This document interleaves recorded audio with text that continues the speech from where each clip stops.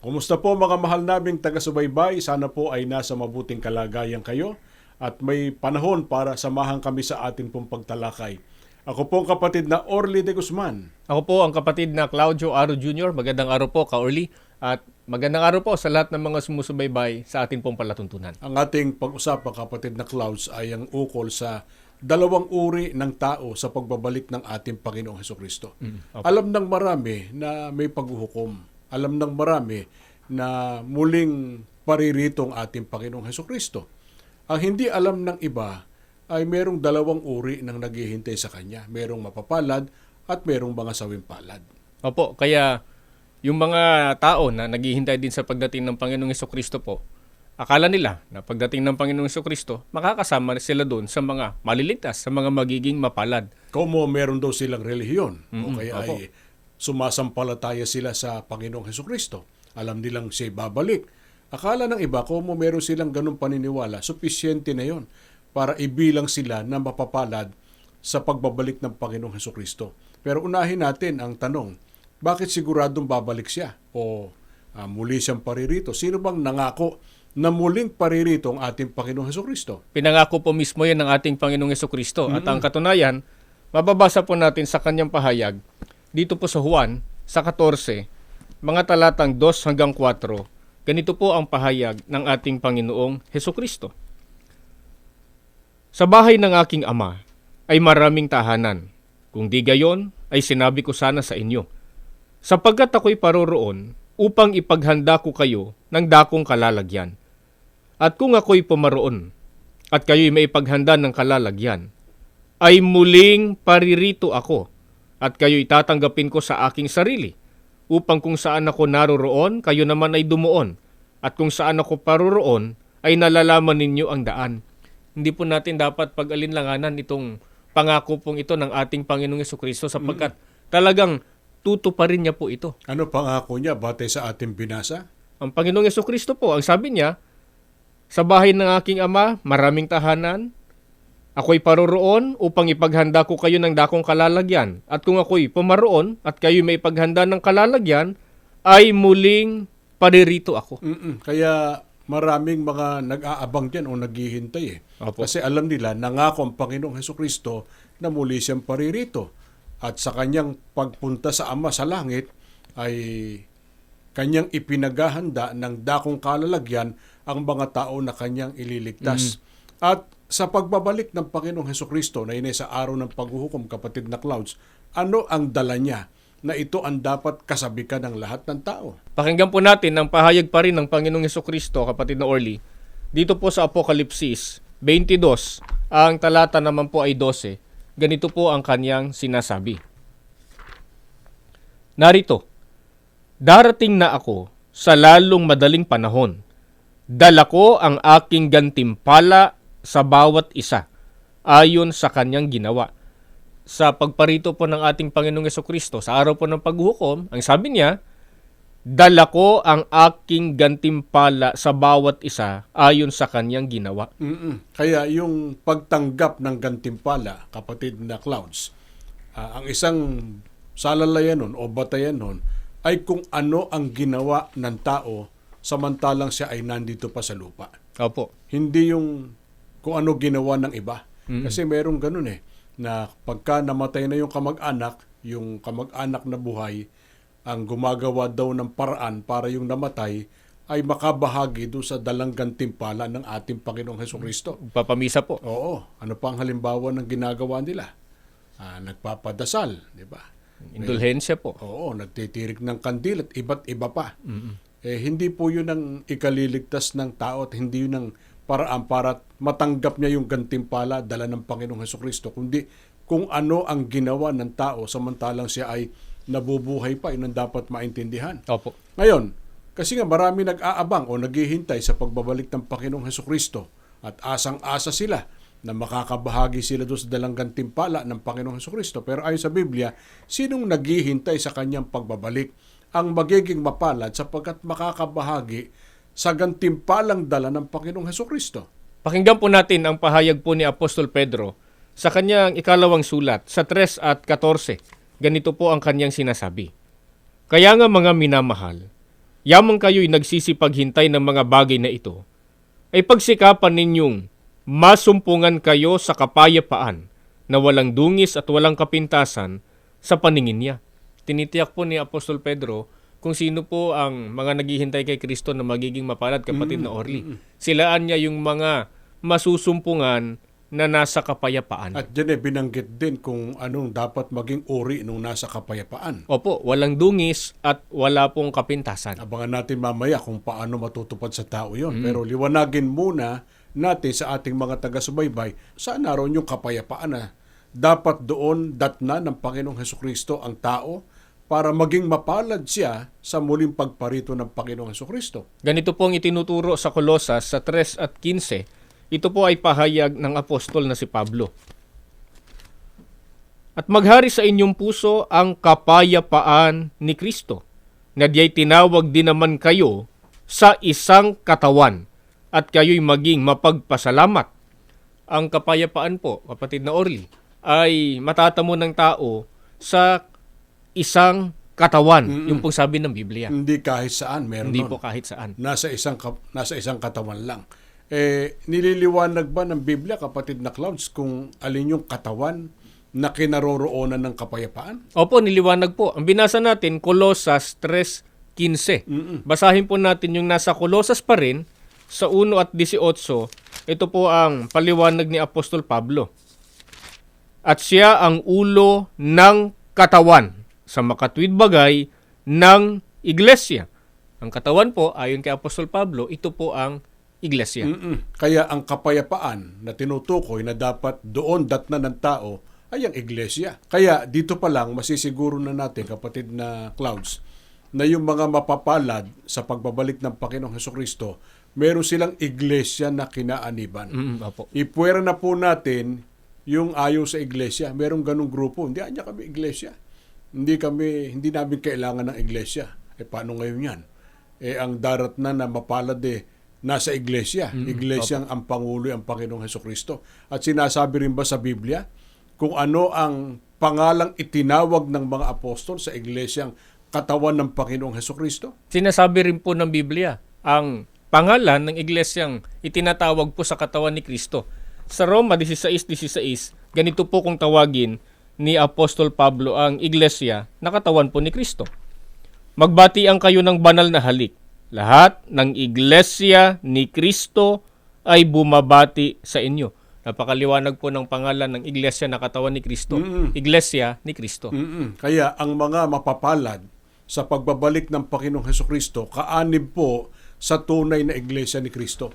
Ito po ba opinion namin o kuro-kuro? Hindi po. Binasa po namin mula sa Biblia na ang mga mapapalad tatanggap ng gantimpalang dala ng Panginoong Hesukristo nasa kapayapaan o mga kaanib sa iglesia na pinangunguluhan ng Panginoong Hesukristo o ang tunay na iglesia ni Kristo. Baka gustong itanong ng mga sumusubaybay, kapatid na Clouds, bakit may kapayapaan ang mga tao na tinawag sa loob ng iglesia ni Kristo? Ito pong dahilan kung bakit may kapayapaan po ang mga taong tinawag o mga nasa loob ng iglesia ni Kristo. Sa Roma, sa 8 at 1, ganito po ang itinuturo po sa atin. Kaya nga, hindi na hahatulang maparusahan ang mga nakipag-isa kay Kristo Jesus.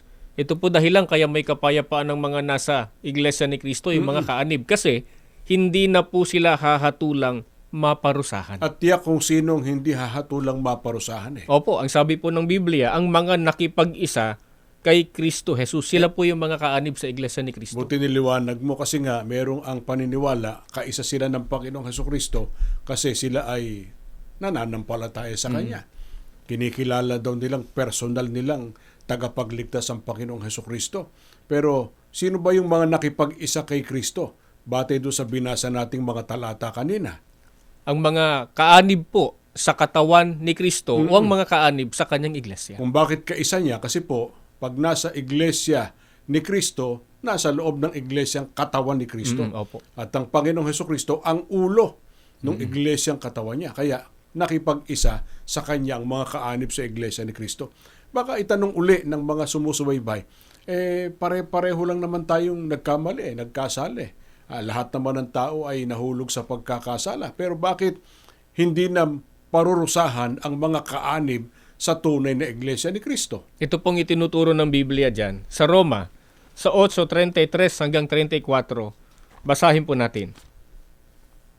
Sino ang maghaharap ng sakdal laban sa mga hinirang ng Diyos? Gayong ang Diyos ang nagpapawalang sala sa kanila. Sino nga ang hahatol ng kaparusahan? Si Kristo Jesus bang nasa kanan ng Diyos? Siya pa nga ang namatay at muling binuhay at ngayon namamagitan para sa atin. Ito po dahilan, kaya hindi na po hahatulang maparusahan ng mga kaanib sa Iglesia ni Kristo. O yung mga tinawag sa katawan ni Kristo sapagkat, sabi po ng Biblia, kapatid na Orly, ang Diyos ang nagpapawalang sala sa kanila. May tanong pa, sino anya ang hahatol ng kaparusahan doon sa mga kaanib sa iglesia ni Kristo? Ano sagot ng Apostol Pablo? Ang sabi ni Apostol Pablo, si Kristo Jesus bang nasa kanan ng Diyos? Siya pa nga ang namatay at muling binuhay at ngayon namamagitan para sa atin. Kaya walang hatol kasi ang Panginoong Hesukristo ay siya pa nga namatay para matubos yung mga kaanib sa iglesia niya para hindi na maparusahan. At binanggit din na ang Diyos ang nagpawalang sala sa mga kaanib sa tunay na iglesia ni Kristo. Kaya wala nang anumang hatol. Kaya nga nasa kapayapaan kasi walang hatol. Opo. Hindi nahahatulang maparusahan ang mga kaanib sa iglesia. Pero meron pang isa na binabanggit to sa talatang binasa natin kanina sa Colosas 3:15 na ang mga nasa katawan walang dungis at walang kapintasan. Opo. Maraming nagke-claim niya, kapatid na Klaus, gaya ng alam mo. Kami anya mga born again na, wala na kaming kasalanan, kami ay lumayo na sa kasamaan, nagbagong buhay na kami. Tama naman yun, di ba? Pero sa ganung paraan ba ay magiging malinis ang tao sa paningin ng ating Panginoon Diyos basta sasabihin lang na siya ay kabilang na sa mga nag-born again o ipinanganak na muli at tinalikuran na raw yung kanilang pagkakasala? Kuro-kuro lang po nila yung kapatid na Orly. Sa Biblia, ito pong itinuturo sa Efeso sa 5:27. Ganito po ang mababasa natin. Pagtuturo po ng apostol na si Pablo. Upang ang iglesia ay maiharap sa kanyang sarili na maluwalhati, na walang dungis o kulubot o anumang gayong bagay, kundi ito'y nararapat maging banal at walang kapintasan.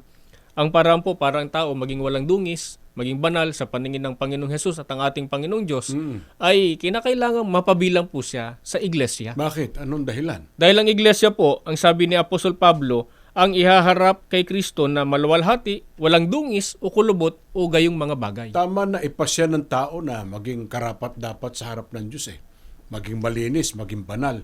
Pero hindi mangyayari yun sa labas ng tunay na iglesia. Nasa loob po ng tunay na iglesia, yung kaparaanan para ang tao ay maging banal o maging sakdal. Una, kasi itong tinubos ng dugo ng Panginoong Hesukristo. Nilinis na patawad sa kasalanan. At dito, walang sawang nagtuturong ating pamamahala ng ganap na pagsunod sa aral ng Diyos at ng pagtataguyod ng matwid at malinis na pamumuhay. Patuloy nating ipaglingkod ng ukol sa kahalagahan ng Iglesia ni Kristo. Ano kapalarang hinihintay ng mga kaanib sa tunay na Iglesia sa pagbabalik ng ating Panginoong Hesukristo? Sa Roma po, sa 2, mga talatang 6 hanggang 7, ito po ang pahayag ng apostol na si Pablo. Kanyang gagantihan ng bawat tao ayon sa kanyang mga gawa. Sa kanila na sa pamamagitan ng pagtitiyaga sa mabubuting gawa na naghahanap ng kaluwalhatian at karangalan at ng kawalan ng kasiraan, ay magbibigay siya ng buhay na walang hanggan. Ito pong kapalarang hinihintay ng mga iglesia ni Kristo, kapatid na Orly. Na sa araw po ng pagparito ni Kristo ay mabibigyan sila ng buhay na walang hanggan. Saan tatamasahin ng mga maliligtas ang buhay na walang hanggan? Tatamasahin po ito ng mga maliligtas doon po sa bayang banal. Ano uri ng buhay at pamumuhay doon? Pareho ba ng buhay at pamumuhay sa mundong ito? Hindi po. Napakalaki po ng pagkakaiba sapagkat sa bayang banal, ang buhay po doon maluwalhati. Wala ng kamatayan, wala ng hirap, sakit o anumang pagdurusa. Kaya dapat hangarin ng lahat na makarating doon Diba? Kaya kung hinahangad ng tao na makarating sa bayang banal, dapat niyang hangarin na maging kaanib sa tunay na iglesia ni Kristo. Kasi ang mga kaanib sa tunay na iglesia ang siyang pinangako ang magiging mapalad sa pagbabalik ng ating Panginoong Hesukristo. Isa pa sa mahalagang ating masagot, yung sinasabi ng iba na hindi lang naman daw tayong mga iglesia ni Cristo, kapatid na Clouds, ang may paglilingkod sa Diyos. Kahit daw silang mga Katoliko, silang mga Protestante, o ano man ang relihiyong kinabibilangan, sila daw ay naglilingkod sa Diyos at sa Panginoong Hesukristo. Ang paniniwala nga ng iba, pantay-pantay lahat daw ng relihiyon. Example pa nga nung iba, para anya lang tubig yan sa ilog. Marami anya ilog, pero lahat ng hugos ng tubig sa dagat. Marami ang relihiyon, iba-iba pangalan, iba-iba doktrina, pero lahat ay patungo sa Diyos, patungo sa langit, patungo sa kaligtasan. Ano katunayang mali ang ganong paniniwala, kapatid na Clouds? Ano pagtuturing ng Diyos sa mga tao na nasa labas ng tunay na iglesia? Ito po ang pagtuturing ng Diyos sa mga taong nasa labas po ng tunay na iglesia ni Cristo. Colosas 1:21, ito po ang nakasulat. Dati, malayo kayo sa Diyos at ibinilang nakaaway dahil sa masama ninyong pamumuhay. Ang kausap po dito ni Apostol Pablo, kapatid na Orly, ay ang mga Kristiyano noong kapanahunan po niya, noong unang siglo. Ang sabi po ni Apostol Pablo sa mga Kristiyanong kausap niya noong panahon niya, ang sabi niya, dati, malayo kayo sa Diyos at ibinibilang nakaaway dahil sa masama ninyong pamumuhay. Kaya, yung mga taong nasa labas po ng tunay na iglesia ni Cristo, ang kanilang kalagayan ay malayo sa Diyos at kaaway po ng Diyos. Yan hindi natin opinion o kuro-kuro. Biblia po yung binasa ng kapatid na Clouds. At bakit dati yung binabanggit ng Apostol Pablo dyan malayo sa Diyos at itinuturing pang kaaway? Anong dahilan? Pakinggan po natin sa Isaiah 59:1-2 sa saling The Living Bible sa pagkakaliwat na po sa atin pong wika. Ganito po ang mababasa. Makinig kayo ngayon.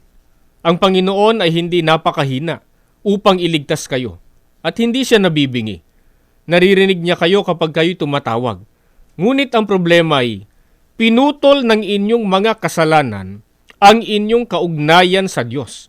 Dahil sa kasalanan, itinalikod niya ang kanyang mukha sa inyo at hindi na makikinig. Ito po ang ibig sabihin ng sinabi ni Apostol Pablo, malayo sa Diyos ang mga hindi po kaanib sa iglesia ni Cristo sapagkat, sabi niya, pinutol ng inyong mga kasalanan ang inyong kaugnayan sa Diyos. Dati, kinikilalang anak ng Diyos putol na yung kaugnayan, lagot na kaugnayan. Kaya hindi na kinikilalang mga anak. Ang dahilan ba kung bakit ang mga taong binabangkit niya ng propetang si Isaias ay hindi maliligtas ay dahil sa walang kakayahan ang Diyos na sila iligtas? May kapangyarihan po ang Diyos na iligtas sila sapagkat ang sabi po ng Biblia, ang Panginoon hindi po napakahina upang iligtas sila. Ang Diyos may kapangyarihang makapagligtas ng tao Pero ano problema ng tao kaya hindi siya maliligtas? Sabi po ng Biblia, ngunit ang problema ay pinutol ng inyong mga kasalanan ang kaugnayan ninyo sa Diyos. Ayun, kaya ang tao nagkaroon ng problema dahil sa kasalanan. Kaya nahiwalay at itinuring pang kaaway ng ating Panginoon Diyos. At lalong mabigat na pa siya, kapatid na Cloud, sa mga taong itinuturing ng Diyos na kaaway niya. Sa Hebreo, sa 10:27, ito po ang itinuturo sa atin. Kundi isang kakilakilabot na paghihintay sa paghuhukom at isang kabangisan ng apoy na lalamon sa mga kaaway. Hindi lang po nahiwalay sa Diyos, hindi lang naging kaaway ng Diyos yung mga taong nasa labas ng iglesia, kundi sa araw ng paghuhukom, ang sabi ng Biblia, isang kakilakilabot na paghihintay sa paghuhukom at isang kabangisan ng apoy na lalamon sa mga kaaway. Kaya kahabag-habag ang tao pagka hindi nakaalis sa pagiging kaaway ng Diyos.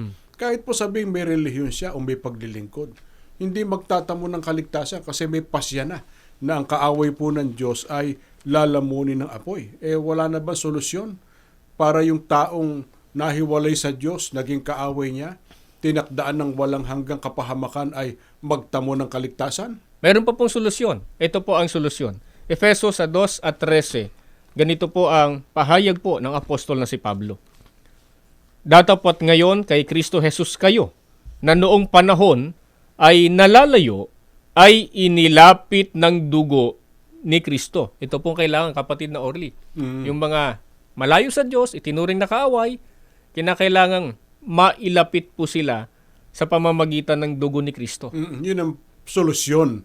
Yung taong nahiwalay, nalayo, naging kaaway, makapanumbalik sa ating Panginoon Diyos. Opo. Magkaroon ng kapayapaan sa Kanya kasi itinuturing ang kaaway. Kaya nga hindi maliligtas. Pero paano magkakaroon ang tao ng kapayapaan sa Diyos? Makikipagkasundo lang ang tao sa kanyang sariling paraan. Baka sabihin na iba ko, isinusuko ko ng aking sarili sa Diyos. Kinikilala ko ang aking mga pagkukulang at pagkakasala. Alam ko ako'y nagkamali, kaya ako'y humihingi ng tawad. Tama naman yun pero hanggang doon lang ba? Yung ba ang paraan para ang taong naging kaaway ng Diyos ay magkaroon ng kapayapaan sa Kanya? Ito pong itinuturo ng Biblia na paraan. Efeso, sa 2:15, pahayag po ng apostol na si Pablo, na inalis ang pagkakaalit sa pamamagitan ng kanyang laman, kahit kautusan na may mga batas at ang palatuntunan, upang sa dalawa ay lalangin sa kanyang sarili ang isang taong bago. Sa ganito'y ginagawa ang kapayapaan para mailapit po sa Diyos yung mga taong nahiwalay sa Kanya, binilang nakaaway.